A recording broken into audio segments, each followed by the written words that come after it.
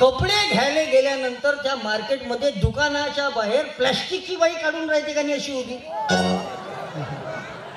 हा, अरे त्या प्लास्टिकच्या बाईकडे पाहूनच तर हे माणूस 2 मिनिट तिथं थांबते. असं हँग झाल्यासारखंच करते हे. मग त्या प्लास्टिकच्या बाईचं जेवढी ताकद आहे तर जिच्या बाईत का कमी ताकद आहे म्हणता का तू. म्हणून कोणत्याच बाईनं स्वतःला कमी समजायचं नाही. 50% आरक्षण दिलं मावशी बाबासाहेब आंबेडकरांच्या संविधानानं महिलांना. सर्व क्षेत्रात महिला पुढे आल्या. मग द्या बरं महिला मंडळींना आवाज. क्रांती ज्योती सावित्रीबाई फुले की, राष्ट्रमाता जिजाऊ की, अहिल्याबाई होळकर की, जगदंबा माता की, भारत माता की. आवाजच नाही जी.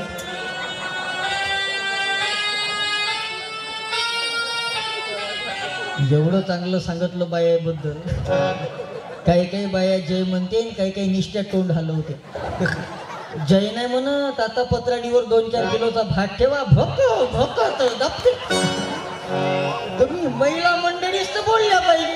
कारण तिच्या हाती पाळण्याची दोरी ती जगाला उधारी, ती जगाला उधारी, ती जगाला उधारी. नारी निंदा मत करो, नारी रतन की खान. तुम्हा महिला मंडळीत फार ताकद आहे. फक्त तुम्ही जागृत झाल्या पाहिजे. तुमच्यातली मातृशक्ती जागृत करणं ही आजच्या काळाची गरज आहे. कारण जशी आई असेल तसंच ते पोरग घडते. आई जर वाचनालयात जात असेल का नाही गावात तर पोरगही मागोमाग गेल्याशिवाय राहणार नाही. आई कीर्तनात जात असेल तर पोरगही मागोमाग गेल्याशिवाय राहणार नाही. आई भजनात जात असेल तर पोरगही मागोमाग गेल्याशिवाय राहणार नाही. आणि आई जर दिवसभर तारक मेहता का उलटा चष्मा पाहत असेल तर ते पोटी पोपटलाल सारखं निघाल्याशिवाय राहणार नाही. घरात संस्कार जसे कराल लेकरच तसे घडतील. हे बघा इथं फोटो लागला संत गाडगे बाबाचा. बरोबर आहे बाबा. या गाडगे बाबाला जन्म देणारी होती सखूबाई. गाडगे बाबाचे वडील दारूच्या व्यसनाने मरण पावले, पण आई चांगली होती सखूबाई. तर ते गाडगे बाबा असे संत झाले या महाराष्ट्रात जे गाडगे बाबा कधी शाळेत गेले नाही, पण त्या गाडगे बाबाच्या नावावर विद्यापीठ आहे. संत गाडगे बाबा अमरावती विद्यापीठ. हे होय संत गाडगे बाबा की कपडे नवे जरीचे लंगड्या लुल्या नाती. कपडे नवे जरीचे लंगड्या लुल्या नाती. अपनास चिंदी नाही, अपनास चिंदी नाही. हे एक संत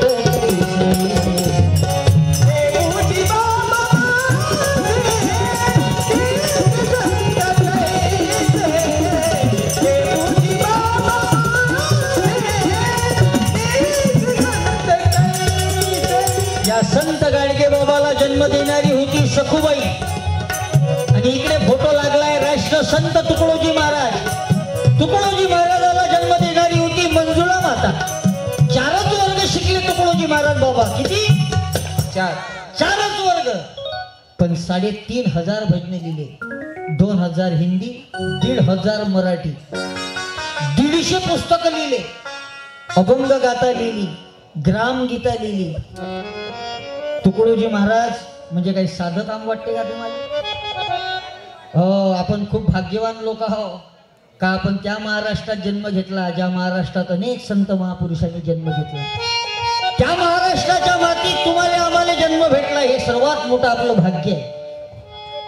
हे तुकडोजी महाराज म्हणजे काही साधं काम नाही मावशी. राष्ट्रसंत तुकडोजी महाराजाची भेट घेण्याकरता तत्कालीन राष्ट्रपती डॉक्टर राजेंद्र प्रसाद आले. गुरुकुंज आश्रम मोजरीमध्ये. कुठं? मोजरीला. मोजरीमध्ये तुकडोजी महाराजाची भेट घेण्यासाठी आले. आणि त्यानं ज्या चपला आहे का नाही त्या राजेंद्र प्रसाद साहेबांना त्याच्या चपला बाहेर काढून ठेवल्या आश्रमाच्या जवळ. तर त्या आश्रमातून राजेंद्र प्रसाद साहेबाची चप्पल मारली एका जणानं. हा महाराष्ट्र. इथं धुरा सरकव तर जमिनी मारते. ती चप्पल काय चीज लागली? राष्ट्रपतीची चप्पल तुकडोजी महाराजाच्या आश्रमात चोरली. साधं काम आहे का? मग तुकडोजी महाराजाच्या लक्षात आलं. महाराजानं काय केलं, आपले जे खडाऊ आहे का नाही, खडाऊ आता महाराजाचा आश्रम आहे, मग आपल्या आश्रमातून राष्ट्रपतीची चप्पल जर जाईल तर वाईट ना वाटणार का? वाटतच का नाही? मग आपल्या माणसानं आपल्याच माणसाला सांभाळावं का नाही?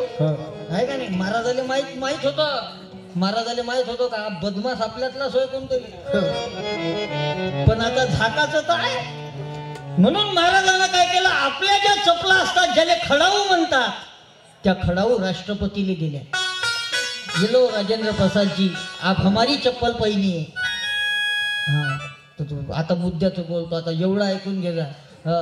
त्या राष्ट्रपती साहेबानं तुकडोजी महाराजाच्या चपला घेतल्या, त्या पायात नाही घातल्या. त्या खडाऊ त्या चपला पायात नाही घातल्या. त्या खडाऊ ज्या आहे त्या डोक्यावर ठेवल्या आणि पुऱ्या आश्रमभर फिरले. त्याचं नाव आहे राष्ट्रसंत तुकडोजी महाराज. एवढं सांग. राष्ट्रपती म्हणजे देशाचा प्रथम नागरिक. त्या माणसानं राष्ट्रसंताच्या चपला डोक्यावर घ्यावा म्हणजे काय अधिकार असन या संताचा. आणि त्या राष्ट्रसंताला जन्म देणारी होती मंजुळा माता. इथं समोर हनुमंतरायाचं मंदिर आहे, बरोबर? हनुमंतरायाच्या आईचं नाव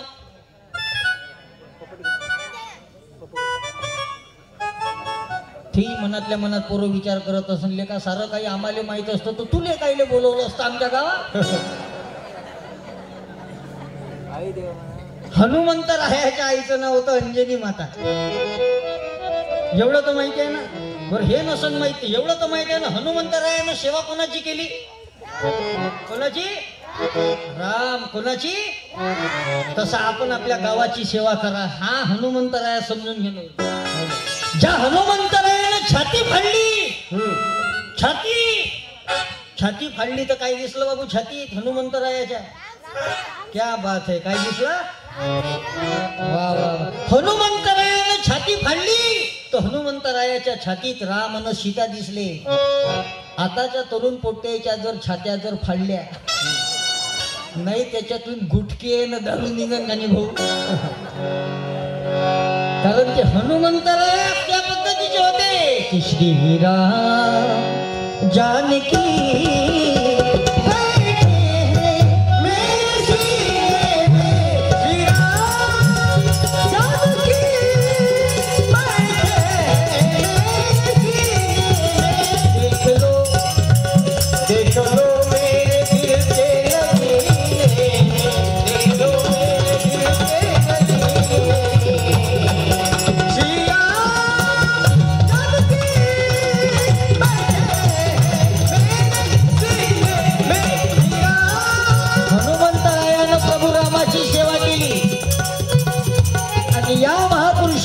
जनता जनार्दनाची सेवा केली.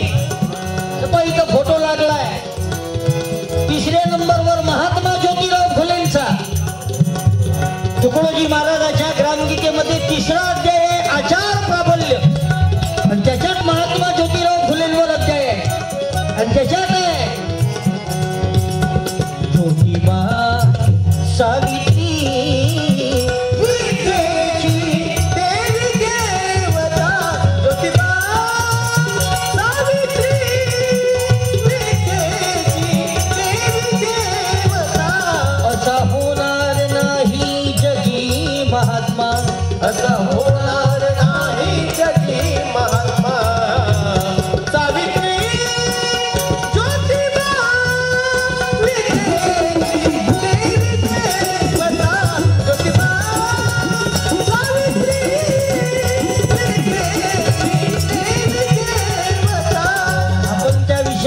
हनुमंतरायाला जन्म देणारी होती अंजना माता.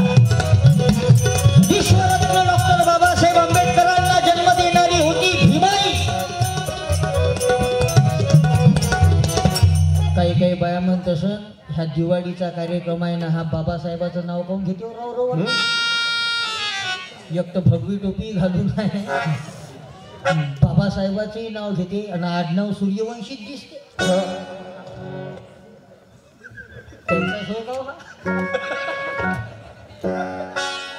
हे काही लोक कसं आहे, बाबासाहेबाच्या नावाची एलर्जी आहे काही तुमचं गाव नाही म्हणा तिकडली गोष्ट.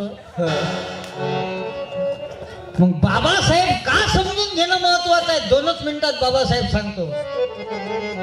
एक वाक्य बोलतो की बाबासाहेब आंबेडकर जन्माला आले नसते, त्याने या देशाचं संविधान लिहिलं नसतं, तर मला आज येतं बोलाचा आणि तुम्हाला येतं ऐकाचा अधिकार भेटला नसता. 395 कलमाचं देशाचं संविधान लिहिलं बाबासाहेब आंबेडकरांना. किती बाबू? 395 कलम. 12 परिशिष्ट ज्या संविधानामध्ये आहे. आज मी जे बोलत आहे, आपण जे ऐकत आहे, हे घटनेतलं आर्टिकल 13 फंडामेंटल राईट, बोलण्याचं स्वातंत्र्य संविधानाने दिलं. आणि त्या संविधानाची निर्मिती बाबासाहेब आंबेडकरांनी केली.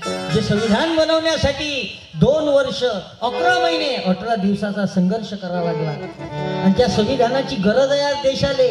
मी नेहमी कीर्तनातून मांडतो की जैसे मोबाइल को चलाने के लिए सिम की जरूरत है, जैसे मोबाइल को चलाने के लिए सिम की जरूरत है, वैसे भारत देश को चलाने के लिए भीम की जरूरत है. म्हणजे संविधानाची गरज आहे.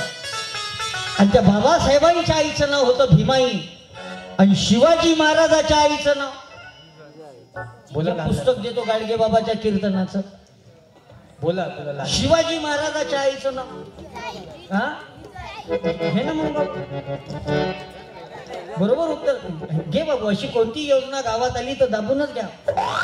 ये ना वरता ये ना तू असा. हे तुमचं आमचं नातं काय. जय जिजाऊ जय शिवराय. तुमचं आमचं नातं काय. जय जिजाऊ जय शिवराय. तुमचं आमचं नातं काय. जय जिजाऊ जय शिवराय. तुमचं आमचं नातं काय. जय जिजाऊ जय शिवराय.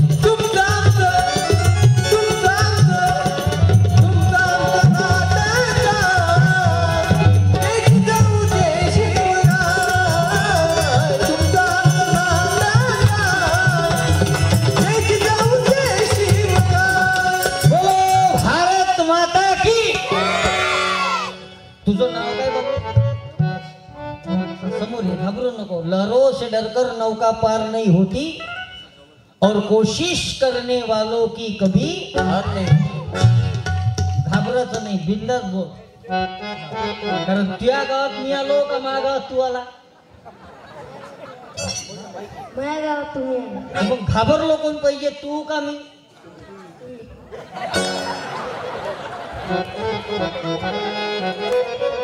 पोरही फुल चार्जिंग आहे बुवा. हा आणि जबरदस्त आहे. तुझं नाव काय? लोकेश. हा? लोकेश. लोकेश. लोकेश. वा, किती सुंदर नाव आहे. वा वा वा, जोरदार नाव आहे लोकेश. हा, आणि ह्या लोकेशनच घेऊन राहिला मग. लोकेश येऊनही गेला स्टेजवर. किती सुंदर नाव ठेवलं याचं, लोकेश. असे नाव पाहिजे पोरायचे. नाही तर आम्ही काही काही गावात जातो कीर्तनाले, काही काही पोट्ट्याचे नाव पाहू. पिंट्या नाव आहे पिंटी. काही काही 36 वर्षाचे बोकड आहे पण अजून बाल्या. 32 वर्षाचं झालं घोडं तरी पिंट्या. आमच्या नागपुरात 35 वर्षाची घोडी तरी चिंकी. नाव पोरीचे पलक. मोठी झाल्यावर दाखवते ते झलक ना. नाव तर चांगले ठेवा. हे नावं गिवं ठेवायला की नाही बाया जाते बाया. तुमच्या इकडली मला आयडिया नाही. तुमच्या इकडली आयडिया नाही पण आमच्या नागपूर जिल्ह्यात त्यांनी बायाच जाते नाव ठेवायला. तुमच्या इकडे कोण जाते तुमच्या इकडे?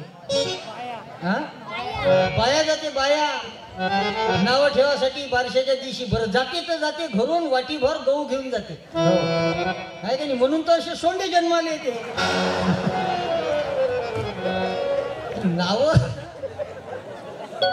नाव तर चांगले. आता मी आमचे मित्र बसले आहे पाहते, केतन भाऊ ठाकरे. मी त्याच्या घरी 5 मिनिटाची भेट देऊन आलो. आता मुकुट बनला. त्याईनं आपल्या पोरीचं नाव ठेवलं राजहू. राजाहू. बर, हे प्रेरणा कुठून भेटली? राष्ट्रमाता जिजाऊ. हा, असे नाव पाहिजे. तसं तुझं नाव जोरदार आहे बाबू. लोकेश. आणि तुझ्या पप्पाचं नाव? दयाकर. हा, दयाकर. दयाकर.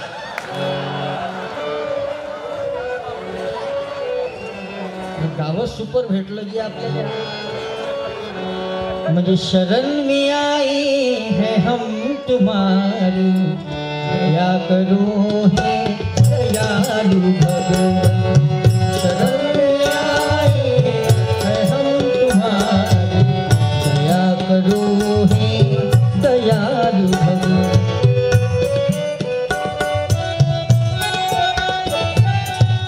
गाणी नंतरही म्हणता येईल, पहिले याचा निकाल लावू द्या मला. काहून ह्या थांबून आहे आणि एवढ्या थंडीत कीर्तनासाठी आला. चांगलं बरं, तू तर मला मंडळाचा कार्यकर्ताच दिसून राहिला बाबू. तू मगाशी पासून आलाय नाही का? तुझं सरनेम काय? भोयर. हा, भोयर. भोयर. कोणत्या वर्गामध्ये शिकते तू? 8वी. चांगली गोष्ट आहे. 8व्या वर्गातलं पोरग आहे, पण किती पद्धतशीर आहे. आणि भोयर दादा, शिवाजी महाराजांच्या आईचं नाव काय? जिजाऊ. जिजाऊ. एकदम बरोबर उत्तर आहे. तुमच्या गावात का टाळ्या वाजवायची पद्धत नाही का जी? हा, काही काही लोकांना वाजवत त्याला असं वाटते आपलं होय का? भोयरच होय. हे गाडगे बाबाच्या कीर्तनाचं पुस्तक सप्रेम भेट तुला. आणि भाऊ यांचे ढोलकी वादक आहे. मगाशी सत्कार झाला. त्याचं नाव आहे वंश, बरोबर ना? आणि वडील भजन म्हणतात. म्हणजे शुद्ध बीजा पोटी फळे रसाळ गोमटी, शुद्ध बीजा पोटी फळे रसाळ गोमटी. काही सत्कार करायला पाहिजे.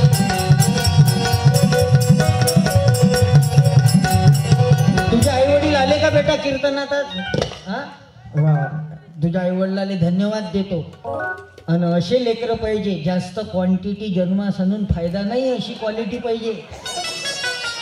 क्वांटिटी काय करता, एका एका बाईच्या बाजून 3-3 4-4 चॅनल बसून राहते, पण कव्हरेज नाही घेत ना ते.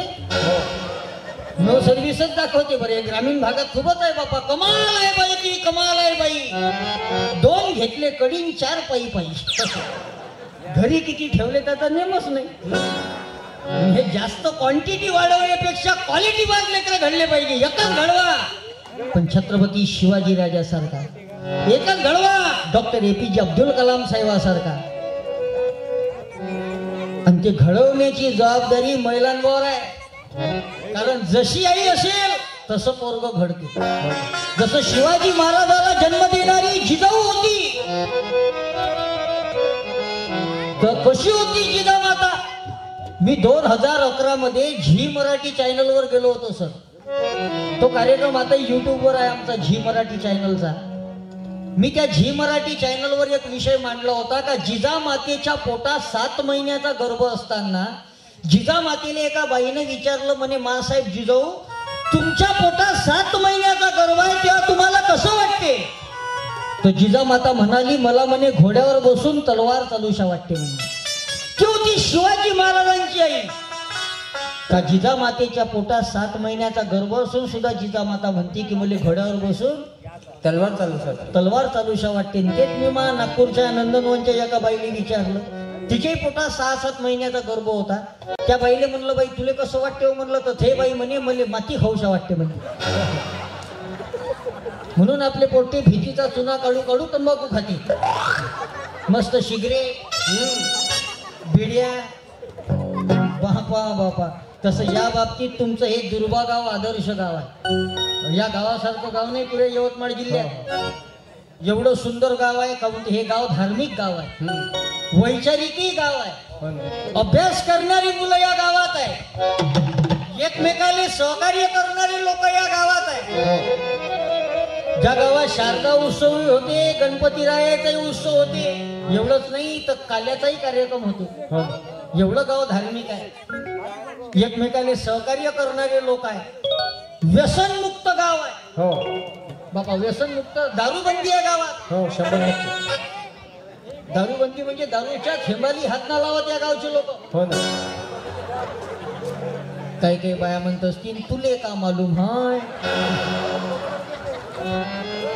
तू राहून पाहिजे येतो 2-4 दिवस आणि मग बाहेर येणार यायचा करत गेले का समजते म्हणून दुर्व्यात आला. हा जरा पाटण मध्ये जाऊन पाहिलं 2-4 गिराईक याच्यात भेटतील.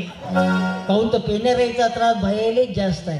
आणि आपला हा जो सर्वसामान्य जो समाज आहे का नाही, बहुजन समाज, हा दारूनच लंबा झाला. टिपा मावशी गुजराती, मारवाडी, सिंधी, जैन समाजाचा अभ्यास करा. मोठमोठाले उद्योगपती आहेत ते लोक, पैसेवाले लोक आहेत. कारण रोज बिझनेस मुळे रोज पैसा येते घरात. पण गुजराती, मारवाडी, सिंधी, जैन समाजाचे माणसं कधी दारू पिऊन रस्त्यावर पडलेले दिसत नाही. हे आपलंच बियाणं जास्त गडबड करते. 85% छटाकभर पेटीन पावभर अंगात आणते की 50 ग्रॅम मारू तो रस्ता भूल जाए, 100 ग्रॅम मारू तो नाली में गिर जाए, पूरी शीशी मारू तो लाता खा जाए, बेवडा लाता खा जाए, पूरी शीशी मारू तो लाता खा जाए, बेवडा लाता खा जाए. काही दारू पिणारे म्हणत असतील याला बोलवलंच कोणाला याद येतं, हा येऊन जाऊन आपल्यावरच कोण आणते बा.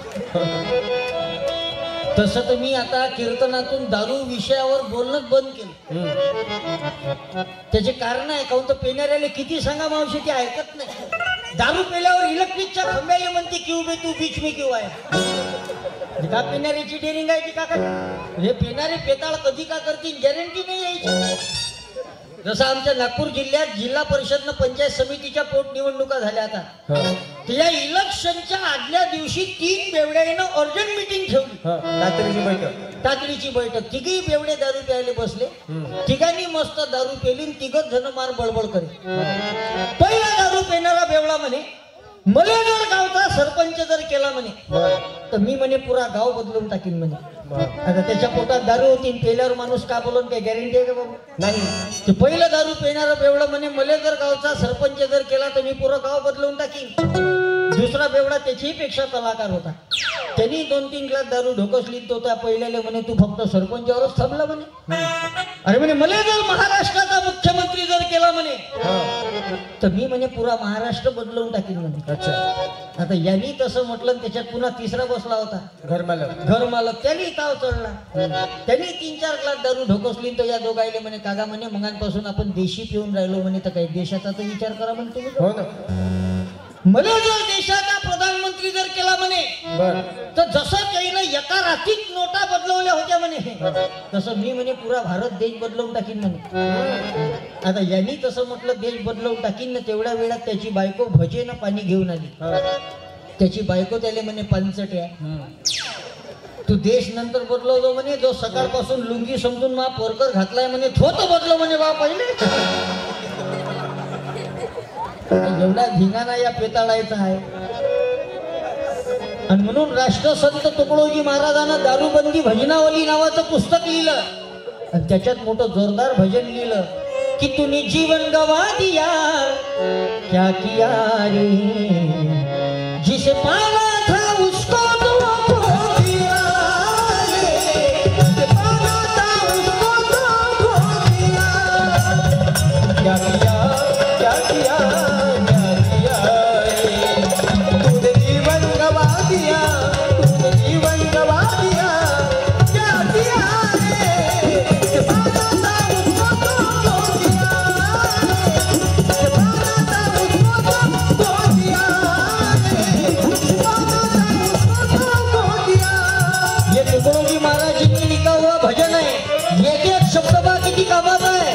अमृत छोड़ा पीता शराब है, भगवान के नाम से मुख मोड़ लिया, तूने जीवन गवा दिया, तूने जीवन गवा दिया, क्या किया रे, पाना था उसको तो खो दिया, पाना था उसको खो दिया, पाना था उसको तो खो दिया. माझी प्रार्थना आहे दिवाळीच्या निमित्तानं संकल्प घ्या, सावधान व्हा. व्यसनमुक्त जीवन, व्यसनमुक्त दिवाळी हे आपले जे सण आहे का नाही हे काहीतरी चांगलं माणसाच्या जीवनात निर्माण करण्यासाठी असतात. त्याच्यासाठी हे सण येतात. म्हणून माझी प्रार्थना राहील या दिवाळीच्या निमित्तानं आपणही संकल्प करा, व्यसनमुक्त जीवन ठेवा. कारण आता गावागावात दिवाळी आहे, घराघरात दिवाळी चालू आहे, बरोबर आहे का नाही बाबू? हो या दिवाळीच्या निमित्तानं काहीतरी परिवर्तन झालं पाहिजे का नाही माणसाच्या जीवनात? कारण हे सणच त्यासाठी असतात